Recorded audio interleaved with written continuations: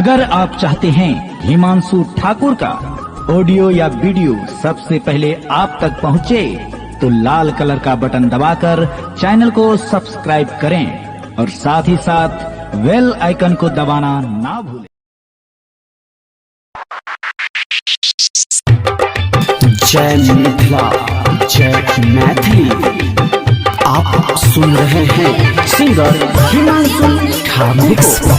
धड़कन सिंह कृपा से चले दुनिया जहान, करे छे मैया सब हक कल्याण। कृपा से चले दुनिया जहान, करे छे मैया सब हक कल्याण। अंगरी पर जग के नाचाबै छी, माँ शेरवाली कहाबै छी। अंगरी पर जग के नाचाबै छी, माँ शेरवाली कहाबै छी।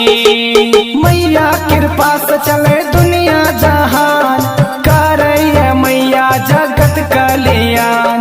दुनिया में हैया अहाँ के गुणगान, सच में अहाँ के मैया महिमा महान। अंगरी पर जग के नाचाबै छी, माँ शेरवाली कहाबै छी। अंगरी पर जग के नाचाबै छी, माँ शेरवाली कहाबै छी। माँ शेरवाली कहाबै छी, अंगरी पर जग के नाचाबै छी। मिक्स बाय धड़कन सिंह।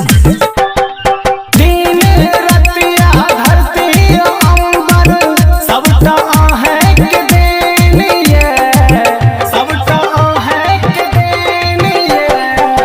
अहाँ दया सँ जीवन के रेलगाड़ी जेना चले ट्रेन ये। अहाँ के चलिए सब कलाकारी, अहाँ दया से चले दुनियादारी। नया नया भक्त के रोज हैये उठान, हिमांशु सुनाबै अहाँ के गुणगान। सगरो डीजे बजबाबैये, मैया दुर्गा कहाबैये। सगरो डीजे बजबाबैये, मैया दुर्गा कहाबैये। अहाँ कृपा से चले दुनिया जहान, करे छी अहाँ सब हक कल्याण। अहाँ कृपा से चले दुनिया जहान, करे छी मैया सब हक कल्याण। अंगरी पर जग के नचाबै